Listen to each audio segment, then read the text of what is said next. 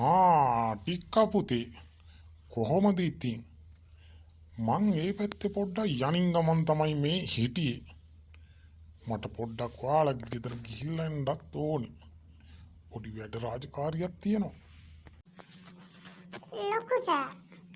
මොකද අපේ ගෙවල් පැත්තේ තියෙන රාජකාරිය මොකක් හරි ප්‍රශ්නයක්ද ලොකු සර්ට මගෙන් උදව්වක් ඕනද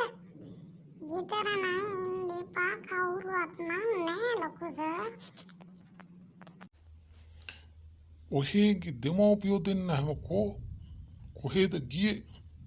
එයාලා මේ ළඟ අහල පාතවත් ඉන්නවද එනකොට නම් හරියන්නේ නෑ වගේ දැන්න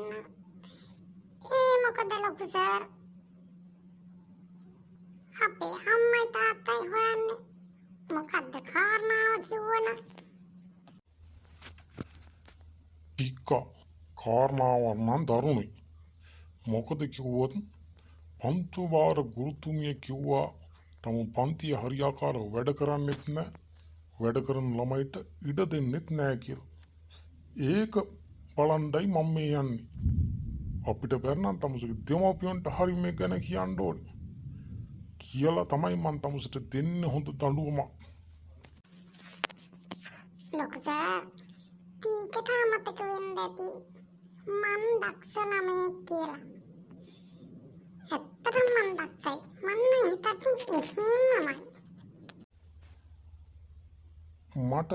ගුරුතුමිය කිව්වා තමුසට චක්‍රේවත් බෑ කියලා කියනවා එහෙනම් බලන්න දෙවරක් චක්‍රේ අනේ ලොකු සර් ඕකත් මහා අජ්ජක්ද සර් මං කියන්නම් දෙවරක් එක 2යි දෙවරක් එක 4යි දෙවරක් 3 6යි දෙවරක් 4 8යි දෙවරක් 5 10යි දෙවරක් 6 12යි දෙවරක් 7 14යි දෙවරක් 8 16යි දෙවරක් 9 18යි